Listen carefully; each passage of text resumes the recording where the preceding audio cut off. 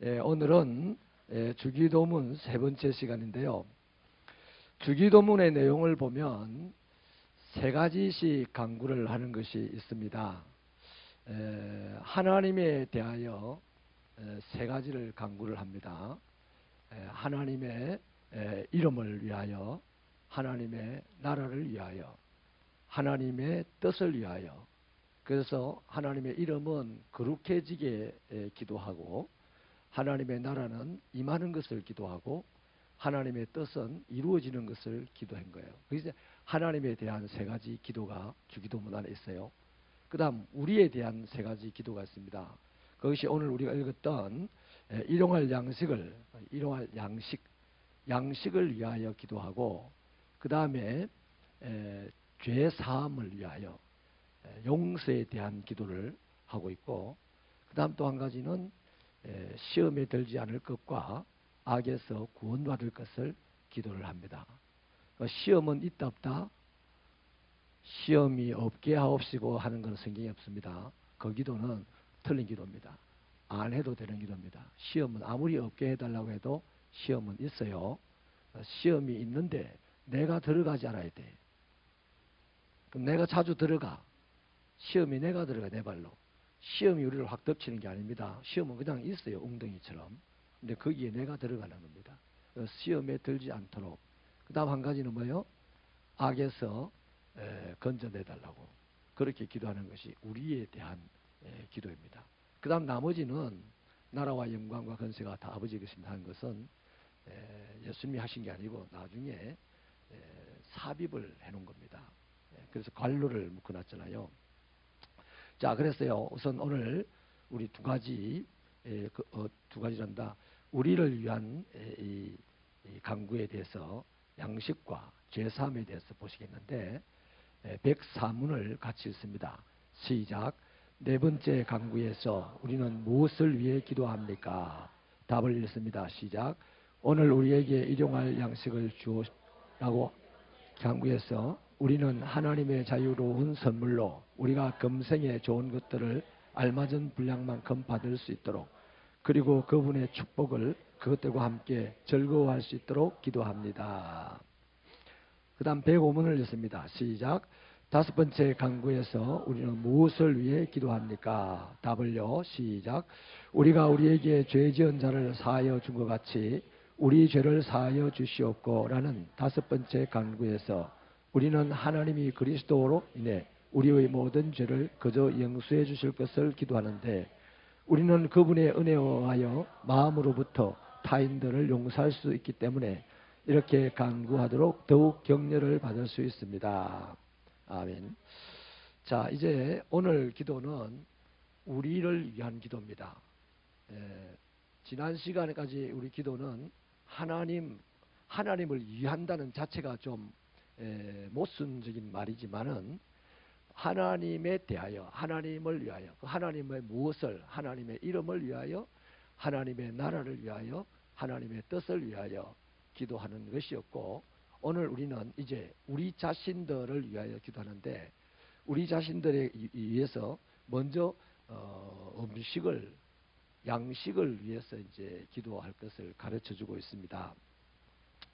여러분, 왜 양식을 위해서 기도하라고 하냐면, 우리가 땅에서 살고 있기 때문에 이 육체는 땅에 있는 것을 먹어야만 살 수 있어요. 그래서 땅에서 나오는 음식은 우리 육체의 건강한 삶을 유지하기 위해서 꼭 필요한 것이고, 그것은 선한 것입니다.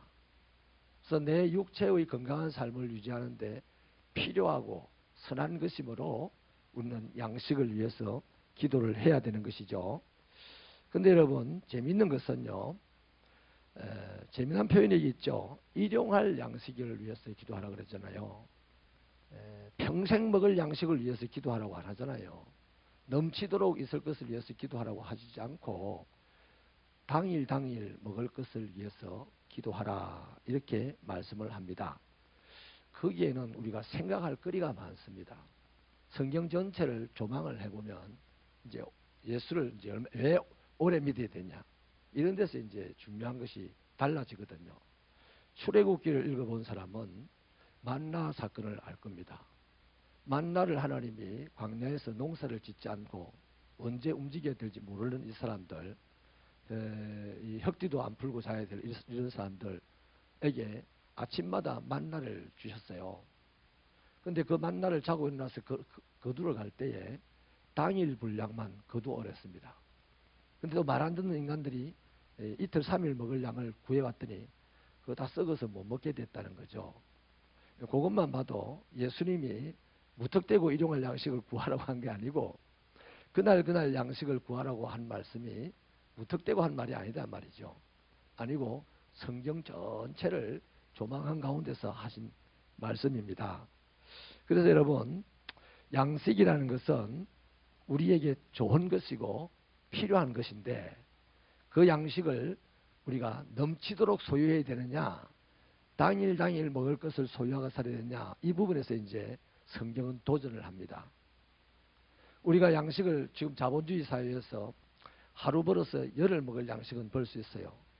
그러면 성경이 원하는 건 뭐냐면 네가 밥 먹고 사니 남는 것이 얼마만큼 되니 그것은 나를 위하여 쓰라 이겁니다. 하나님을 위해 쓰라는 거예요. 그 하나님께서는 동일하게 다 복을 주셨는데 이 모자란 인간이 까불다가 주신 복을 차버리고 깡통을 들고 다니는 인간들이 있어요. 그래서 하나님은 그 깡통을 채워줘야 합니다. 하나님이 농사지어서 채워주는 게 아니고 하나님이 하늘에서 만나를 채워주는 게 아니고 이제 우리의 만나인 양식을 주셨으니 하나님의 축복을 받아서 그 일용할 양식보다 더 넘치는 것을 거두는 사람들이 그 하나님의 요구에 부응하여서 하나님께 드리면 하나님은 그것으로 깡통 차고 다니는 어줍지 않은 인생들을 먹여 살리셔서 이 세상을 살아가는 모든 사람들을 평균케 하신다는 겁니다. 할렐루야. 그 선교도 그런 거예요. 선교도 우리가 뭐 폼 잡고 뭐 못 사는다는 사람들에게 아이고 약간 우대 잡고 막 이렇게 하는 것이 아니고 내 것을 하나님께 드려서 하나님이 그것을 못 사는 나라에 주님이 없는 나라에 나눠줘서 그들이 주님을 알고 그들이 잘 살게 되어서 나와 수준이 비슷해지게, 그래서 나를 비우고 그들을 채우는 거, 평균케 되는 거, 이게 바로 하나님의 선교입니다. 아멘. 자, 그런 차원에서 이 일용할 양식, 왜 양식이 넘치도록 구하라고 하지 않고 일용할 양식을 구하라고 하냐? 그 예수님의 의도가 바로 남기는 인생을 살지 말고 나누는 인생을 살아야 하는 예수님의 의도가 있기 때문이라는 것이죠. 이해가 되십니까? 자, 그래서요, 우리 잠언 30장 8절 9절을 같이 읽어보십시다. 시작. 곧 헛된 것과 거짓말을 내게서 멀리하옵시며 나를 가난하게도 마옵시고 부하게도 마옵시고 오직 필요한 양식으로 나를 먹이시옵소서. 혹 내가 배불러서 하나님을 모른다 여호와가 누구냐 할까 하오며 혹 내가 가난하여 도둑질하고 내 하나님의 이름을 욕되게 할까 두려워함이니이다. 아멘. 저 말씀이 좋아요 나빠요? 참 고상하지 않습니까? 근데 여러분의 집에다 갖다가 적용을 하면 받아들일 수 있어요? 저 사람보다 못 살면 받아들일 수 있어. 근데 저 사람보다 잘 살면 받아들이기가 쉽지 않습니다. 저 말씀은 저것은 굉장히 하나님에게 딱 잘 맞춰진 기도입니다. 인간에게 자본주의 사회에 맞춰진 기도가 아니에요. 저거는. 저 기도가 이루어지면 이 세상에 힘들게 살아갈 사람이 없어요. 다 행복하게 살아갈 수 있어요. 네. 그래서 여러분, 저게 뭐냐면 바로 이런 거죠. 가난도 부요도 싫다는 겁니다. 우리는 가난은 싫고 부요는 좋아요 싫어요? 좋아요. 주여 부자 되게 해주세요. 부자만 되면 선교헌금 1,000,000원 마음껏 하겠습니다. 그래서 연봉 10억을 주면요 선교헌금 1,000,000원을 할까요? 그런 사람은 못합니다. 오늘 성경금 5,000원, 3만원 이래 하는 사람이 돈 더 생기면 성경금 더 합니다. 주시면 하겠다. 그건 거짓말이에요. 주시면 하겠다. 주세요, 주세요, 주세요 이래가지고 받았어요. 그리고 난 다음에 뭐 하냐면 돈 따라 가버려. 부담스럽게 왜 가요? 교회만 가면 왜 헌금 소리를 하고 부담스럽다 그래요. 그 소리는 주로 돈 많은 사람들이 하는 얘기입니다. 가난한 사람들은 또 정상적인 신앙의 구조를 가지고 있는 사람은 헌금 이야기에 대해서 전혀 개의치 않습니다. 여러분의 믿음이 가난에도 개의치 않으시고 풍족함에도 개의치 않으시고 하나님에게 개의하시는 분이 되시기를 축원합니다. 축원합니다. 네. 그래서 돈에 자꾸 관심을 많이 가지면요. 내가 좀 살기가 괜찮아지면 주일 성수 잘하지요. 지금은 살기가 너무 어려워서 주일날 빼먹습니다. 이해해 주세요. 이러죠. 살기 좋아도 주일 빼먹어요. 그 사람.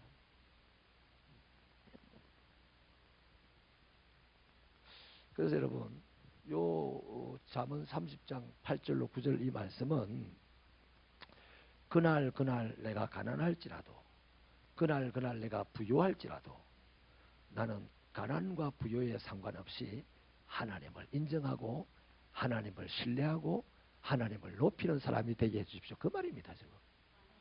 네.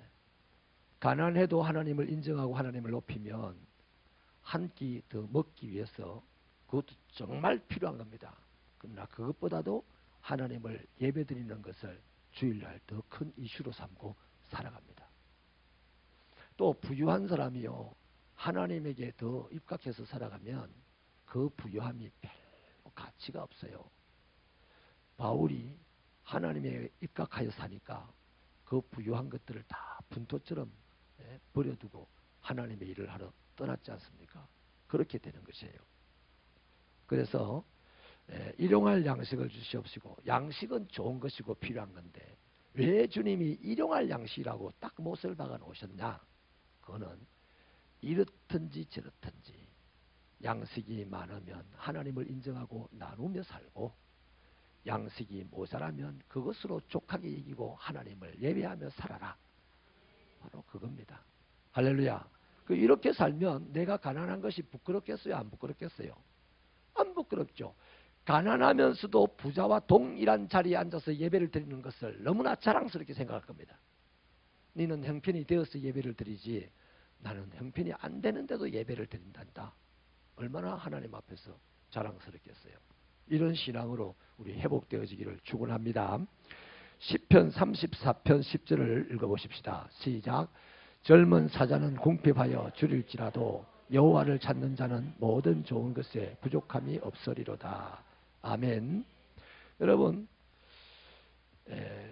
저 시편 기자는 하나님이 주신 것으로 족하다는 고백을 저렇게 하고 있습니다.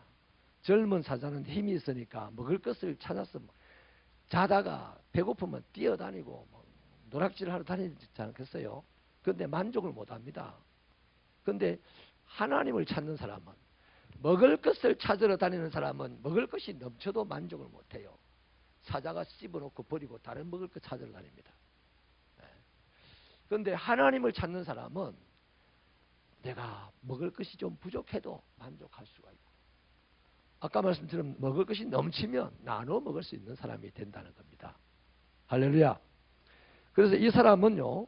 왜 이렇게 고백을 할 수 있냐면 하나님이 모든 것을 아시는 하나님이라는 걸 본인도 알고 있다는 거죠.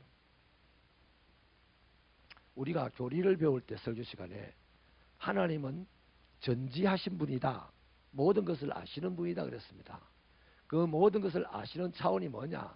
하나님은 나의 죄를 아니까 내 죄를 고백해야 되고 하나님은 나의 가난을 아니까 그걸 뭐 해야 돼요? 하나님이 나에게 먹을 것을 주실 것이라는 기대를 해야 되잖아요.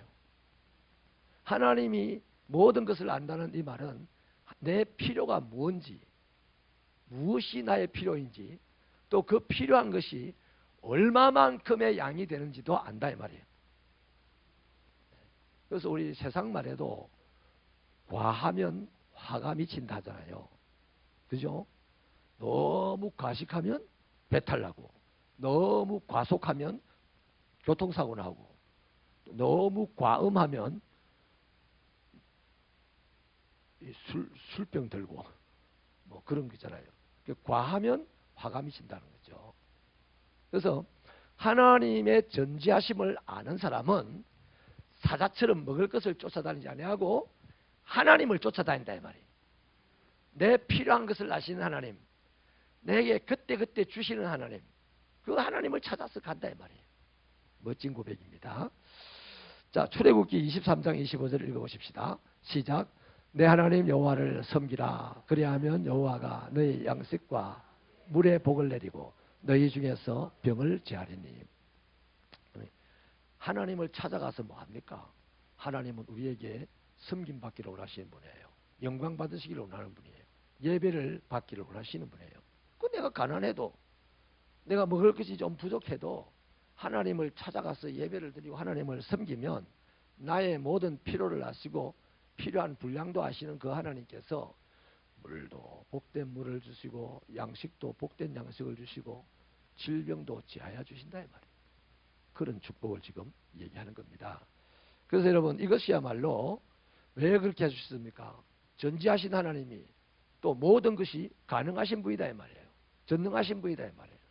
그래서 모든 것을 아신 하나님께 내가 사자처럼 막 먹을 거 안 쫓아가고 돈을 안 쫓아가고 하나님을 쫓아가가지고 하나님을 찾고 찾아가가지고 하나님을 만나서 예배드리면 하나님께서 나의 필요를 아시고 하나님의 그 전능하신 능력으로 나에게 그때그때 필요한 것을 채워주신다. 이것을 믿으시는 분만 아멘. 정말로 믿으십니까? 그러면 이 사람은 어떻게 사느냐 하면요. 예수님의 요구인 마태복음 6장 33절 말씀처럼 너희는 먼저 하나님의 나라와 하나님의 의를 구하라 하는 이것을 위하여 삽니다. 하나님 나라와 하나님의 의를 구하게 되니까 그 다음 자연히 하나님께서 책임을 주신다는 거예요. 너희들의 필요한 이 모든 것들을 더하여 주실 것이다. 내 한 사람이 우리 한 가정이 쓸 만큼 주셨었는데 돌아와서 계산을 해보니까 더 넘쳐. 그 넘치는 것은 또 전지하신 하나님을 알고 전능하신 하나님을 안다면 그것을 하나님께 들어서 가난한 사람들과 복음이 없는 사람들에게 나누는 사람이 된다 이 말이에요. 할렐루야. 그래서 우리 교회는 이런 것들에 대해서 좀 발달이 되어 있어요. 제가 참 행복합니다. 어디를 가든지 우리 교회가요 보통 제보고 그래요. 제가 요즘 뭐 200여 명 남짓 모입니다 이러면 그래밖에 안 모여요 그래요. 왜? 아유 한 3, 400명 모이는 줄 알았어요 그래. 어떻게 그렇게 알았습니까? 우리 교회가 노예 장로님이 3분 가거든요. 총대로 3분 가요. 그래서 한 명당 100명 정도를 생각을 하는 건지 그래서 300명, 400명 모이는 줄 안대요. 제가 절대로 그런 소리 한 적 없습니다. 저는 출석 성도가 200여 명 대략말락 이렇습니다. 내가 늘 그래요. 근데 왜 자기들 그렇게 듣고도 끊임없이 자꾸 그렇게 표현하냐. 저를 크게 보는 것 같아. 사실은 조그만한데 크게 보는 것 같아. 우리 교회가 사실은 작아만한데 크게 보는 것 같아요. 왜 그러냐면 이런 부분에 우리가 좀 더 익숙되어져 있고 발달되어져 있기 때문입니다. 목사님들이요 성도들 보고 선교 헌금 작정하세요 이런 소리를 못한대요 요새. 또 봐라 두 사람 째려본다. 내년에 하기만 해라. 대부분의 목사님들이 자기 교회 교인들에게 뭐 이런 헌금 저런 헌금 얘기를 안 한대요. 안 하는데 저는 유난히 선교 헌금 얘기 많이 합니다. 제가 헌금 기도할 때 11조 기도 특별하게 합니다.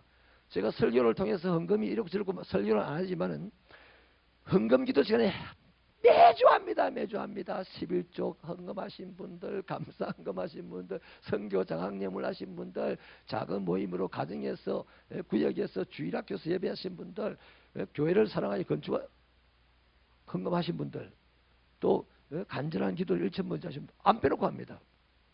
여러분 오해하지 마세요. 우리 목사님은 왜 맨날 했던 그 기도를 하냐?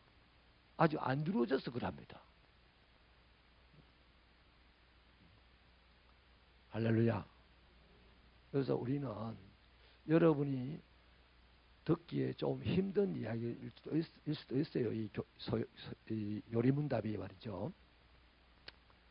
또 한동안 주일 대예배 시간에 교리 설교를 하나님이 누구신지 그것만 했어요. 하나님이 누구신지 한 10번 정도 걸쳐서. 또 앞으로 할 겁니다. 예수님이 누구신지 교회가 무엇인지 할 거예요. 이건 사실 새 가족들에게 해야 되는 건데 우리는 이미 너무 오랫동안 익숙되어 와버려가지고 그런 이 개념들이 다 사가버렸다 싶어서 앞으로 계속 해야 될 것 같아요. 그래서 사랑하는 여러분, 저와 여러분의 인생의 목적이 뭡니까? 하나님께서 우리를 하나님의 백성으로 삼으신 목적은 등 따시고 배부르게 살아가지고 넘치는 힘으로 또 넘치는 곡창고의 곡식으로 재놓고 살아라고 우리를 하나님 백성 삼고 구원한 거 아니에요. 우리를 구원하신 하나님의 목적은 우리를 구원하신 그 하나님을 온 세상에 알리라고 우리를 구원했단 말이에요. 아멘. 에베소서 2장 10절에는 우리를 그리스도인 되게 하신 목적이 뭐냐면 그리스도 안에서 선한 일을 하게 하기 위해서라고 적어놓고 있습니다. 내가 배부르고 10년 먹을 곡식을 저 창고 안에 넣어놓고 그거 보면서 기분 좋다. 나는 열심히 잘한 사람이야. 나 인생 잘 살아서 뭐 이런 거 하라고 한 게 아니고 지금까지 말씀드린 하나님을 찾고 하나님을 섬기는 거기에 관심을 두고 살아라고 우리를 구원하신 줄로 믿습니다. 이게 우리 인생 목적이단 말이죠. 우리 새벽교회는 하나님의 목적대로 간다 안 간다? 가고 있어요. 지금 가려고 몸부림치고 있어요. 저도 몸부림치고 있어요. 여러분 협조해 주시기를 바랍니다. 저와 어깨동무하고 하나님의 목적을 이루러 달려갈 수 있기를 축원합니다. 자, 빌립보서 4장 11절로 13절을 읽어보십시다. 시작. 내가 궁핍함으로 말하는 것이 아니니라. 어떠한 형편이든지 나는 저속하기를 배웠노니 나는 비천에 처할 줄도 알고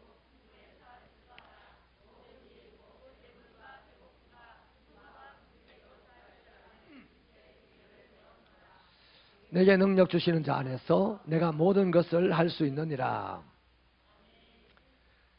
이 세상에 육체에 관계된 모든 일들이 어떠한 것에 대해서 자기가 영향받지 않는다는 얘기입니다. 누구에게 영향을 받으니까? 예수 그리스도 십자가를 지고 자기를 구원하신 예수 그리스도에게 영향을 받으니까 세상에 있는 어떤 것들 어떤 환경에서도 영향을 안 받는다는 얘기예요. 할렐루야. 이게 신앙이죠. 어떤 것도 자기를 어떻게 할 수 없다.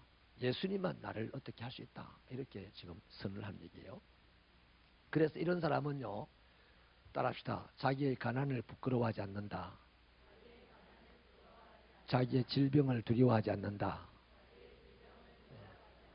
자기의 부요를 자랑하지 않는다. 자기 힘을 자랑하지 않는다. 언제나 하나님의 나라의 의를 위해서 살겠죠.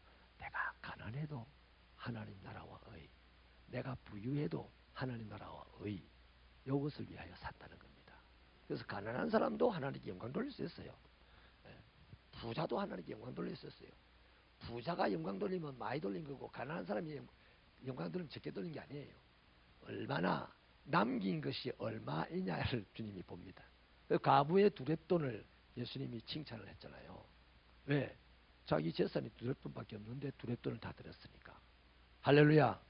그래서 우리는 얼마든지 가난해도 하나님께 큰 영광을 돌릴 수가 있고 육신의 병으로 고통받아도 하나님께 큰 영광을 돌릴 수 있다 없다? 있어요. 오늘 영광 못 돌리면 내일 영광 돌린다는 보장을 못합니다. 오늘 영광 돌릴 수 있는 사람이야말로 하나님의 복을 세상적인 복을 더 받아도 그것으로 하나님께 영광을 돌린다 하는 것이죠. 자, 그래서요. 이런 사람이 절대 환경에 얽매이지 아니하고 신앙생활하는 자다. 이 시대에 자본주의 시대는 환경이 80% 90% 좌지우지합니다. 그래서 신학도 상황신학이라는 것도 나왔어요. 그래서 이랬습니다. 상황신학은 이 답이 없어요. 이런 상황에서는 이렇게, 저런 상황에서는 저렇게 그렇게 이제 풀어가는 거죠. 우리는 하나님은 언제나 변하지 않는 분입니다. 낮에도 안 변하고 밤에도 안 변하고. 그래서 하나님께서는 낮에 우리를 보고 섬기라면 낮이라도 섬겨야 되고, 또 밤에 우리를 보고 섬기라면 밤이라도 피곤해서 자야 되는데도 섬기라고 하면 섬겨야 되는 줄로 믿으시면 아멘. 그러면 부흥회 때도 하나님 섬기자 하면 다 나와서 섬겨야 돼, 안 섬겨야 돼?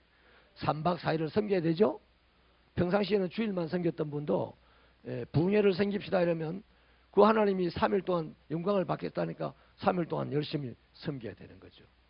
환경에 얽매이지 아니하는 사람, 감정에 얽매이지 아니하는 사람, 이런 사람들은 하나님에 얽매여 있기 때문에 하나님이 하자는 대로 하는 거예요. 그런데 감정이나 환경에 얽매여서 신앙생활을 하는 사람은 하나님이 하자 하는데도 잠깐만요, 내 환경 한번 보고요, 잠깐만요, 내 감정 한번 살펴보고요, 이렇게 한단 말이에요. 그래서 오늘 이 시대가 왜 힘이 없는 신앙의 시대가 됐냐면 자꾸만 자기가 정해놓고 신앙생활을 하니까 자기는 항상 정하는 수준이 점점 내려갑니다. 이렇게 내려가요. 죽도록 충성하는 사람이 단 한 명도 없는 시대입니다. 죽도록 충성하는 것은 하나님이 정해놓은 거기다가 맞춰서 가는 거예요. 아멘. 신앙에 힘이 있기를 축원합니다. 이제 두 번째, 우리가 우리에게 죄 지은 자를 사하여 준 것 같이 우리 죄를 사하여 주옵시고, 이 죄 사함의 우리를 위한 기도라고 했습니다. 여러분, 하나님은 은혜로 값없이 우리를 용서해 주시는 분이죠. 아멘이십니까? 그러나 전제가 있습니다. 오늘 여기 이 말씀에는 어떤 전제가 있냐면, 우리에게 죄 지은 자를 용서해 준 사람이 하나님께 죄 사해 달라고 하면 용서해 준다는 거예요. 하나님이 대놓고 용서해 주는 분이 아니라는 겁니다. 예수 그리스도가 십자가에 못 박혀 죽으신 사건 하나만큼은 모든 자를 용서한 사건입니다. 그러나 그 이후에 그 예수를 믿고 하나님과의 계약관계로 하나님이 백성이 된 사람은 매일같이 뭘 해야 된다? 양식을 매일 먹듯이 매일같이 내 죄를 용서받아야 되는 거예요. 자, 이유가 있어요. 우리 매일같이 크고 작은 죄를 짓습니까, 안 짓습니까? 지어요. 오늘 한 번도 남을 미워한 적이 없는 분 손을 한번 들어보세요. 속으로 드는 분이 한 분 있네. 그 사람이 거짓말쟁이라고 내가 말씀을 드릴게요. 그 사람은 오늘 한 번도 세상을 나가서 부딪힌 사람이 없어요. 하루 종일 잤어. 세상에 나가서 누군가를 부딪혔을 때 저 사람 인상이 와 저래. 저거 왜 내 차를 채찍이 해? 이런 거죠. 저도 어제요, 우리 장모님 모시고 병원에 가면서 비가 막 오는데 이게 안 들려요. 이 앞에 저기 저 톨게이트 저기에서. 그래, 내일부터 마음이 급하고, 그래서 내가 내렸습니다. 배를 받고. 그래서 배를 누르니까 안에서 태연하게 예 이런 거예요. 내 생각에 텔레비 보고 있는 것 같아. 모니터를 지금 보고 있으면 빨리 눌러줄 텐데 한참 있다가 예 이런 아주 태연하게 예 이래요. 그래서 내가 빨리 문 열어! 이랬어요. 부함을 깨 지르고 거기 예 하면서 열어주더라고요. 그래 오면서 차 타고 이제 고속도로 가면서 우리 집사람이 속으로 뭐라고 할까? 속으로 아마 성질이 좀 났을 거예요. 아이고 이래 성질이 급해가지고 소리를 빽 지르냐고. 좀 미안했어요. 우리 다 그런 겁니다. 사람과 부딪히면 한 사람을 부딪힐 때 그 사람과의 관계 속에서 평가를 하나 합니다. 그렇기 때문에 우리 마음은 만물보다 거짓되고 부패한 것이 우리 마음이에요. 인정? 그렇기 때문에 우리는 죄를 지어요. 근데 매일 그러니까 용서를 하나님께 구해야 됩니다. 근데 용서를 구하려고 하니까 나에게 죄를 지은 사람이 있어.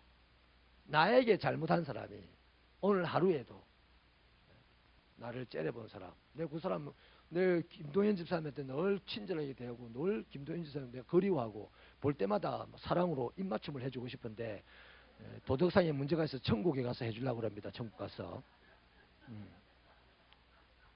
아니 베드로 사도시대 때는 그랬어요. 자 입맞췄어요. 왜? 오늘 헤어지면 내일 사자밥이 될지도 모르는 시대였습니다. 예수 믿는 것 때문에. 그 다음 만남에 못 버리라 생각을 하고 헤어지는 거예요. 우리 다시 만나볼 동안 그런 거 하면서 헤어진단 말이에요. 그런데 다시 만났어요. 그럼 막 이성적인 감정이 있어서가 아니고 그리스도 안에서 하나님이 사니까 다시 만난 것이 반가워가지고 서로 사랑으로 입맞추라 한 거예요. 그런데 내가 그렇게 잘해드리고 마음속으로 그리워하는 이분이 말이죠. 내를 째려보면서 인사를 안 받아주고 갚버렸어요. 그러면 이분 내한테 잘못했죠? 제가 생각할 때, 그럼 하나님 나의 죄를 오늘 내가 이런 잘못을 했는데 용서해 주십시오 라고 할 때 나에게 잘못하는 저 사람 내가 속으로 미워하는 거예요. 난 두 번째 짓는 거죠. 그 사람을 받아들여주고 용서해주고 이해해주고 틀림없이 그분은 나에게 그럴 만한 이유가 있을 거야. 이렇게 받아들이면서 하나님께 죄를 사해달라고 기도해야만 하나님이 용서해 주신다는 겁니다. 그럼 이제 난 회개 기도 안 해. 이래가지고 나 복잡하고 힘들어서 회개 기도 안 해. 뭐 할 수 없어요. 안 해도. 지옥 가면 돼. 막. 천년만년 그냥 불구덩이에서 그냥 죽겠다고 아우성 치면 되는 거야. 그럴 수 없잖아요. 우리가 오늘 천국 지옥이 문제가 아니라 오늘 이 땅에 사는 삶이 단 한순간이라도 천국이어야 되잖아요. 그래서 용서받아야 됩니다. 용서받으려고 하는 조건이 용서해주고 죄 사해달라고 기도해야 용서해준다는 거예요.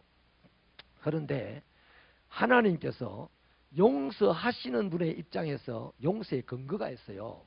그 근거는 우리가 용서해달라고 용서해주는 건 아닙니다. 용서를 하는 건 아니에요. 그 근거가 뭐냐? 하나님이 우리를 용서해 주시는 근거는 당신의 긍휼과 자비 때문입니다. 하나님의 사랑 때문이에요. 시편 51편 1절을 읽어볼게요. 시작. 하나님이여 주의 인자를 따라 내게 은혜를 베푸시며 주의 많은 긍휼을 따라 내 죄악을 지워주소서. 그러니까 하나님의 인자와 하나님의 긍휼로 용서받을 수 있다는 겁니다. 아멘. 두 번째 요한일서 1장 7절을 읽어볼게요. 시작. 두 번째 용서의 근거입니다. 시작. 그가 빛 가운데 계신 것 같이 우리도 빛 가운데 행하면 우리가 서로 사귐이 있고 그 아들 예수의 피가 우리를 모든 죄에서 깨끗하게 하실 것이요. 예수의 피가 하나님이 우리를 용서하시는 근거입니다. 자, 다시 정리합니다. 우리가 용서받으려면 나에게 잘못한 사람을 내가 먼저 용서해주고 하나님 내 죄를 사해 주세요 라고 기도해야 돼요. 근데 그때 하나님이 우리를 용서해주는 용서의 근거는 당신의 인자와 긍휼이고 그 인자와 긍휼을 한마디로 말하면 뭐다? 예수의 피다 이 말이에요. 예수의 피가 우리를 용서하는 근거가 된다는 거죠. 그럼 이제 우리 입장에서 우리 편에서 우리가 용서받을 수 있는 조건입니다. 우리가 용서받을 수 있는 조건을 마태복음 6장 14절로 15절을 한번 보십시다. 시작. 너희가 사람의 잘못을 용서하면 너희 하늘 아버지께서도 너희 잘못을 용서하시려니와 너희가 사람의 잘못을 용서하지 아니하면 너희 아버지께서도 너희 잘못을 용서하지 아니하시리라. 그러니까 우리는 서로 용서하면서 살아야 되는 거예요. 용서하고 하나님께 용서를 빌어야 된다 이 말이죠. 그게 용서받는 조건이 내가 상대를 용서해 줘야 돼. 네. 하나님은 용서받을 분이 아니고 대상이 아니고 마귀는 용서하면 안 되고 사람 나와 관계된 모든 사람은 용서해야 될 사람입니다. 아멘. 그러면 얼마나 용서해야 되냐? 어떤 것까지 용서해야 되냐? 이제 이 답이 필요하죠. 마태복음 18장 21절로 35절 좀 길지만 쭉 같이 읽어보십시다. 시작. 그때에 베드로가 나와 이르되 주여 형제가 내게 죄를 범하면 몇 번이나 용서하여 주리까? 7번까지 하오리까? 예수께서 이르시되 내게 이르노니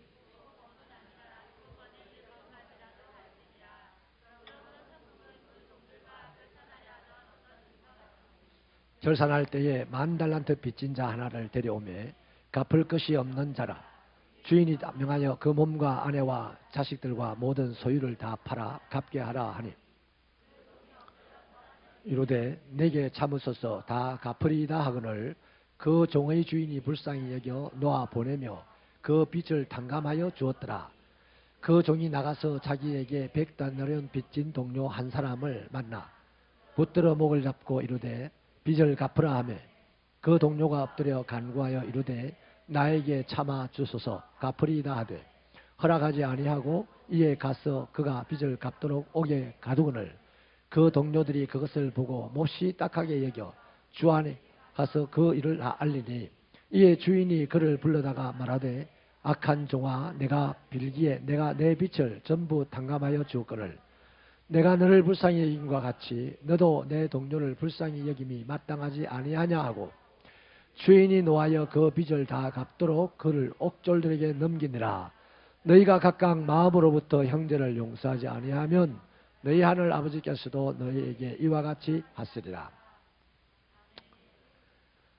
이제 여기서 얼마나 자주 용서를 해야 되냐, 또 얼마나 큰 것까지 용서해야 되냐 답이 저 나왔습니다. 1원에 7번, 1원을 7번까지 용서하라 그러죠. 수없이 용서하라는 겁니다. 우리 김동현 집사님이 내가 어제도 그래 이랬는데 다음날 만나면 또 그럽니다. 또 내가 용서해야 돼. 또 그럽니다. 또 용서해야 돼. 언젠가 본인이 당하는 기라. 아들한테 당해. 저 아들이 내가 잘해준 내 아들이 내한테 틱틱거리고 뭐 너무 마음이 아파. 어디 물어볼 데도 없어. 저래 중한테 물어볼 겁니까? 뭐 어디 학교 선생님한테 물어볼 겁니까? 할 수 없이 이제 자기가 이제 별로 안 좋아했던 이유도 없이 안 좋아했던 목사님한테 가서 목사님 드릴 말씀인데 야 이거 무슨 일입니까? 무슨 일입니까? 내가 용서를 했으면 아이고 무슨 일입니까? 반갑게 맞겠죠. 근데 만약에 내가 용서를 안 했어요. 여태까지 당신이 내한테 한 게 뭔데 나를 찾아왔냐고. 저래 중한테 가서 물어봐라고. 내가 그러지 않겠어요? 내가 용서했어요. 그러면 이제 우리 집사님이 아이고 아들이 말이지 갑자기 내한테 태도가 돌변해가지고 한 달을 내가 참았는데 얘가 말을 안 들어요. 그 제가 이제 예를 들겠죠. 어떤 사람이요 저에게요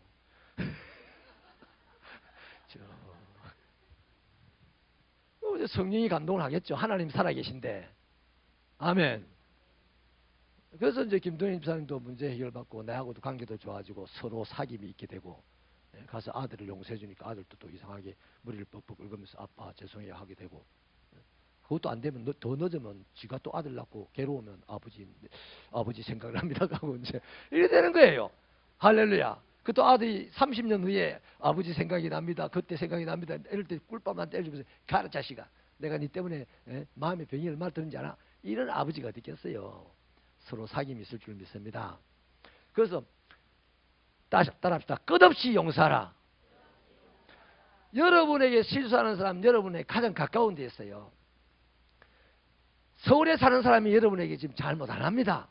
여러분하고 이야기 많이 하는 사람, 여러분의 부인, 여러분의 남편, 여러분의 자식, 여러분의 이웃, 여러분과 함께 일하는 성도, 그분들이 여러분에게 미운 짓을 제일 많이 해요. 그러니까 어떻게 해야 돼? 계속 용서해야 돼. 미운 짓 좀 해야지 이제. 아멘. 용서하시길 바랍니다. 언제까지? 끊임없이 용서해. 이게 포기하지 않는 하나님의 사랑이요. 끊을 수 없는 하나님의 사랑이에요. 할렐루야. 그러면 언젠가 하나님이 반드시 역사하실 것이므로 그 사람은 나를 보고 와, 아이고 하나님 닮았네요 이렇게 하거든 말이에요. 아멘. 자, 그 다음 또 얼마나 큰 것까지. 저기 보니까 1만 달란트 빚을 진 사람 얘기하잖아요. 하나님이 1만 달란트를 저 몇백 년을 지가 살아서 몇백 년 동안 안 쓰고 모아도 1만 달란트를 못 모아요. 환산을 하면. 그렇게 큰 것을 하나님이 용서를 해줬는데 너는 100데나리온입니까 얼마입니까? 그거 니한테 빚진 사람을 용서 못 해줬냐 하면서 옥에 가뒀다는 얘기 아닙니까? 그러니까 내게 한 실수가 나에게 잘못한 것이 얼마나 크냐 그게 상관했다는 겁니다. 아무리 큰 잘못이라도 용서를 하라는 얘기입니다. 그게 또 우리나라에 좋은 분이 있어요. 사랑의 원자탄 누구시죠? 손양원 목사님. 제가 내년이든 후년이든 언제인지 모르겠지만 우리 당회하고 의논해가지고요. 우리 새벽교회 성도들 저 이스라엘 성지순례는 못 가도 대한민국 안에 성지순례는 꼭 한번 가보려고 합니다. 저와 함께 교동하고 가실 수 있는 협조자들 되시기를 축원합니다. 예. 손양원 목사님요, 거기 전라도 거기 여수 애광고 쪽에만 가도요 눈물이 절절절절 나더라고요. 예. 그 공산군에 의해서 죽은 두 아들을 보면 얼마나 가슴이 아프겠어요. 그런데 그 죽인 사람, 죽인 그 학생을 만나니 그 아픈 가슴이 다 사라지고 내 아들 해라고. 그래, 아들 삼았지 않습니까? 뭐 나는 예수 잘 믿는 사람입니다. 폼 잡으려고 삼은 게 아니에요. 진짜 본인의 아들이 돼서 본인의 아들로 살았어요. 할렐루야. 그렇습니다. 예수를 믿으면 저래야 되는 거예요. 우리 거기까지 용서를 해야 된다는 겁니다. 그 용서를 어떻게 해야 되냐? 그 사람 앞에 김동현 집사님한테 가가지고 김동현 집사님 내한테 이러고 저러고 하는데 내를 째려보고 입을 흘기고 눈을 째려보고 막 이러던데 집사님 내 집사님 용서합니다. 이러는 거 아니에요. 뭘로? 하나님께 용서를 구하는 내가 마음으로 그를 용서해 주는 겁니다. 내가 직접 가가지고 당신이 내한테 이래 했어. 내 기분 나빴는데 당신 용서합니다 하면 김동현 집사님 뭐 합니까? 놀고 자빠졌네 이러는 거예요. 그런데 그 의외로 예수 믿는 사람 중에 그런 사람이 많아요. 상대방의 잘못을 지적을 하면서 용서해 준다고 하는 사람이 많아요. 물론 상대방이 자기에게 잘못을 고백을 해올 때는 끌어안아주면서 나도 용서받아야 될 것이 있어 니한테. 네가 그러는 바람에 나도 한동안 니를 많이 미워했어. 니나 내나 똑같은 사람이야. 이게 피차 사귐이 되는 거잖아요. 그럼 용서는 사람을 용서할 때 어떻게 해야 된다? 마음으로 용서해줘.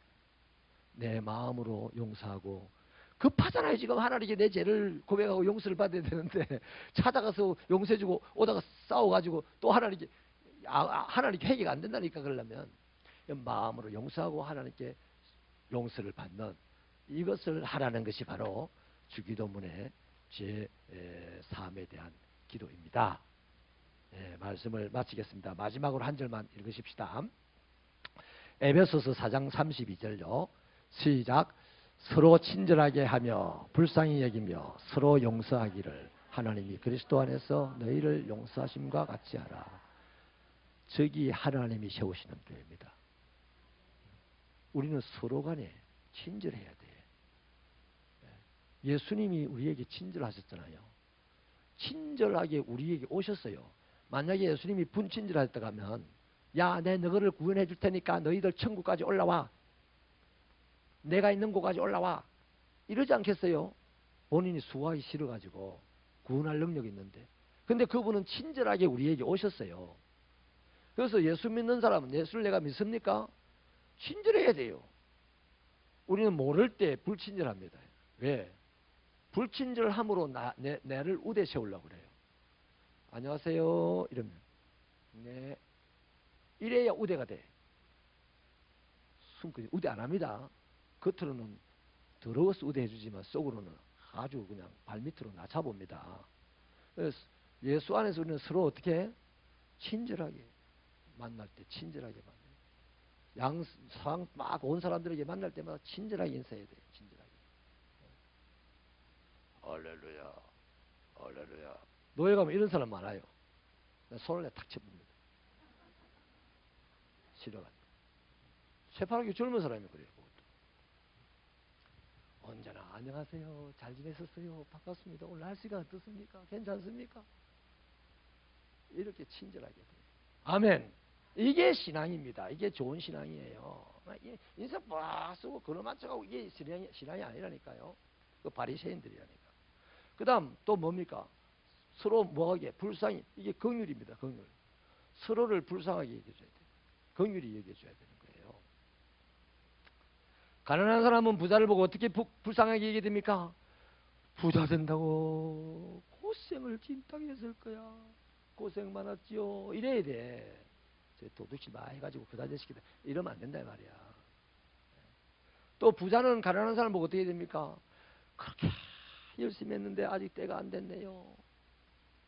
식사 한 끼 합시다. 이게 불쌍히 이기는 거다 말이에요. 예수님이 그러셨잖아요. 예수님이. 자, 마지막으로 용서하고. 이 친절하게 대하고 불쌍하게 여기고 용서하는 것이 예수님이 나에게 한 거예요. 나에게. 그 나에게 한 이 예수님을 체험하고 경험하고 아는 사람은 나도 다른 사람에게 예수님이 한 저 방식으로 살 거다 이 말이에요. 그렇게 살면 우리 교회는 행복한 교회가 됩니까? 교회가 이래야 됩니까? 욕을 몰라가지고 김숙희 집사님 고생 많이 했습니다. 이걸 모르는 사람들 때문에 밤 새벽 2시도 전화가 오고 막 이러는 기라. 얼마나 고생을 하는지 몰라. 사랑하는 여러분, 모든 사람이 서로가 서로에게 친절하고 불쌍히 여기고 용서하면 그게 주님이 세운 교회다 이 말이야. 오늘 이 시대에 한국 교회 안에 이런 교회가 별로 없으니 우리 새벽교회는 그런 교회가 되어 가십시다. 뭐 좀 껄떡거리고 미운 짓을 해도 불쌍히 여겨주라고.